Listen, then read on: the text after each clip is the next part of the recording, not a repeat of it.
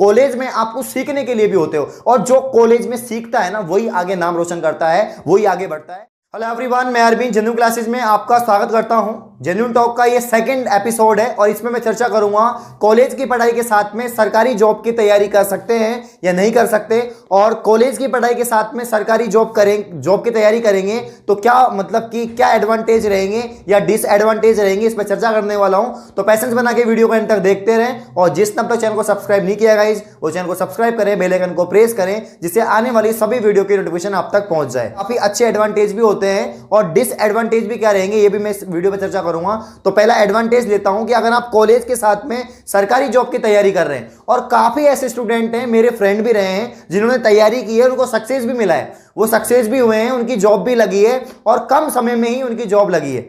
हम क्या करते हैं, काफी बच्चे होते हैं जिनकी मेंटेलिटी ये रहती है कि यार कॉलेज की पढ़ाई में कॉलेज की परसेंटेज बनानी है, मतलब कॉलेज में परसेंटेज बनानी है, फर्स्ट ईयर में, सेकंड ईयर में, फाइनल ईयर में ग्रेड परसेंटेज अच्छी होनी चाहिए। भाई अच्छी होनी चाहिए, लेकिन आपका मोटो तो होना चाहिए ना, आपका ड्रीम तो होना चाहिए कि मुझे आगे जाके क्या करना है। जब आपको आगे जाके सरकारी नौकरी ही करनी है तो आपकी ग्रेजुएशन की परसेंटेज काम नहीं आ रही है, वहां तो आपको मिनिमम क्वालिफिकेशन चाहिए परसेंट फॉर्म भरने के लिए। भाई आप 45 है या 50 है, 55 है, 60, हाईएस्ट 60, मतलब कि आप यूपीएससी, एसएससी, बैंक, रेलवे किसी के भी एग्जाम देख लो, 60 हाईएस्ट परसेंटेज है। वो भी जनरल कैटेगरी की बात कर रहा हूं मैं, एससी एसटी को छूट भी मिलती है। जनरल कैटेगरी में अगर आपकी 60% है तो सफिशिएंट है, आप कोई भी फॉर्म लगा सकते हैं, किसी भी लेवल का फॉर्म लगा सकते हैं। यहां पर मैं सरकारी जॉब की या गवर्नमेंट सर्विस की बात कर रहा हूं, और गवर्नमेंट सर्विस की आप तैयारी कर रहे हैं तो आपकी परसेंटेज मैटर नहीं करती है। तो अगर आपको समय बचाना है तो तभी तो ये फाउंडेशन कोर्स स्टार्ट हुए। ये फाउंडेशन कोर्स क्या है?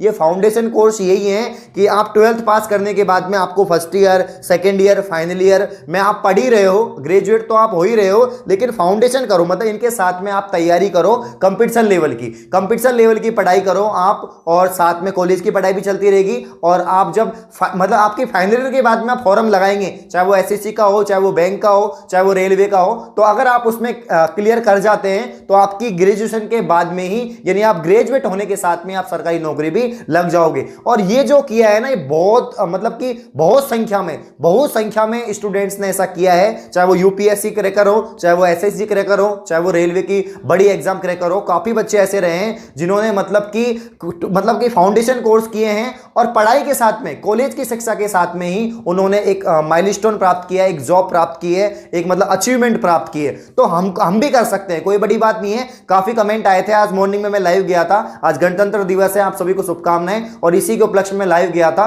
तो काफी बच्चों के कमेंट आए कि सर यहां पर जो है हम सरकारी नौकरी की तैयारी कर सकते हैं क्या कॉलेज के साथ में, क्या परसेंटेज गिरती है नहीं गिरती, कैसे करें तैयारी, सीएचएसएल की तैयारी कैसे करें, एसएससी की तैयारी कैसे करें। तो वही मतलब इस वीडियो के अंदर मैं वही बताने वाला हूं आप सभी को।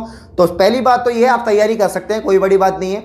आप कॉलेज को एक लिमिट में रखेंगे, एक दिमाग में सेट कर लें कि मुझे इतनी परसेंटेज बनानी है, 60 के आसपास फर्स्ट डिवीजन आना है। अगर आप फर्स्ट डिवीजन भी आ रहे हो तो कोई दिक्कत नहीं है, बहुत बढ़िया है, लेकिन वो मैटर नहीं करता कि आप परसेंटेज कितनी बन रही है, 75 बन रही है, 60 बन रही है। मैटर वो करता है कि ग्रेजुएशन के बाद में आप तुरंत जॉब लग रहे हो, वो मैटर करता है। क्योंकि काफी स्टूडेंट रहते हैं जिनकी परसेंटेज तो अच्छी रहती है लेकिन वो जॉब नहीं लग पाते, क्योंकि उनको बाद में समझ में आता है यार कि ग्रेजुएशन के बाद में तैयारी स्टार्ट की है। तो क्या मतलब है भाई, जब बाद में स्टार्ट कर रहे हो तो भी जॉब मिलेगी आपको, पहले स्टार्ट कर रहे हो तो भी जॉब मिलेगी, लेकिन आप ग्रेजुएशन करने के बाद में आपने तैयारी स्टार्ट की और उसके 2 या 3 साल बाद आप जॉब लग रहे हो, तो आपका समय खराब हुआ। और आप फाउंडेशन कोर्स कर रहे हो या ग्रेजुएशन के साथ में तैयारी कर रहे हो तो आप ग्रेजुएट होने के तुरंत बाद निकल जाओगे। तो ये बेस्ट है। काफी मेरे साथी रहे हैं जो 2015 में ग्रेजुएट हुए थे और उन्होंने उनके साथ में जैसे फर्स्ट ईयर के साथ में एसएससी की तैयारी शुरू कर दी। एक मैंने एग्जांपल पहले भी दिया था, उसी को वापस दे रहा हूं। मेरे दोस्त था जो एग्जाम मतलब कि एग्जामिनर पोस्ट पे अभी फिलहाल, और उन्होंने तैयारी की थी, बहुत शानदार तरीके से तैयारी की थी। फर्स्ट ईयर के साथ में एसएससी की तैयारी करना स्टार्ट कर दिया था, सेकंड ईयर में भी तैयारी की थी, फाइनल ईयर में की थी। परसेंटेज उनकी ठीक ठाक थी ग्रेजुएशन में, लेकिन उन्होंने जो है एसएससी फोड़ दी। तो एसएससी उनमें आज वो एग्जामिनर पोस्ट पे एसएससी पे, ऐसे ही बहुत सारे मेरे दोस्त हैं जो सीएचएसएल में भी टॉप कर रखे हैं, जिन्होंने रेलवे में भी जॉब है काफी सारे, लेकिन वो उन्होंने तैयारी ग्रेजुएशन के साथ में स्टार्ट कर दी थी। लेकिन मतलब काफी स्टूडेंट ऐसे होते हैं जो बाद में तैयारी करते हैं तो उनकी जॉब लग जाती है। ऐसी बात नहीं कि उनकी जॉब लगती है नहीं लगती है, लेकिन मतलब समय खराब हो रहा है। तो अगर आपको सरकारी जॉब लगनी है, आपको तैयारी करनी है, तो आप कॉलेज के साथ में स्टार्ट कर सकते हैं। डिसएडवांटेज की बात करो तो भैया, अगर आपको कॉलेज में परसेंटेज बनानी है तो कॉलेज में परसेंटेज बनाने पर या सब्जेक्ट को पढ़ने पर जोर कौन देते हैं? वो स्टूडेंट देते हैं जिनको सब्जेक्ट के अंदर कुछ करना होता है। आपको आगे जाके एमएससी करनी है, एमए करनी है, एमकॉम करनी है, आपको आगे जाके पीएचडी करनी है, रिसर्च फील्ड में जाना है। तो अगर आप रिसर्च फील्ड में जाना चाहते हो तो आपको सब्जेक्ट पे कमांड बनानी होगी, और अगर आपको सब्जेक्ट पे कमांड बनानी है तो आपको फिर सब्जेक्ट पढ़ना होगा, आपको सब्जेक्ट का टाइम देना होगा। फिर आप किसी अदर सब्जेक्ट की तैयारी नहीं कर सकते, आप मैथ रीजनिंग नहीं पढ़ सकते, आप जनरल इंग्लिश नहीं पढ़ सकते, आप जीके नहीं पढ़ सकते।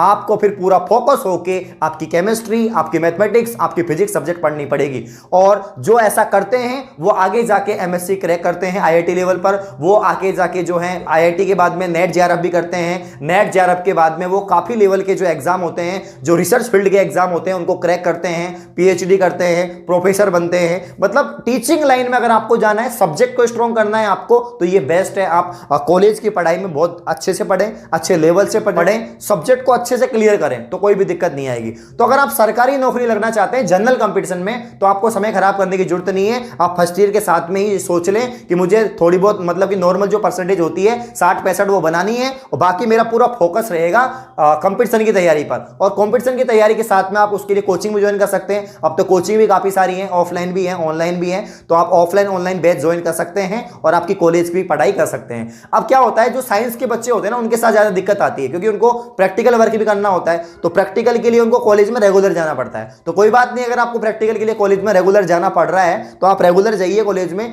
लेकिन जब कॉलेज में रेगुलर जाने के बाद जो समय बचता है उसमें आप तैयारी कर सकते हैं, ठीक है ना।